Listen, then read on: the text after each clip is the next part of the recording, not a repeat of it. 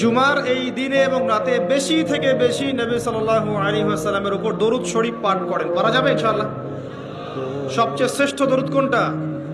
দরুদ ইব্রাহিম। পারা যায় ইনশাআল্লাহ? এটা না পড়েন অ্যাটলিস্ট এতটুকু বলবেন, আল্লাহুম্মা সাল্লি ওয়া সাল্লিম আলা নবিয়িনা মুহাম্মদ। পারা যাবে?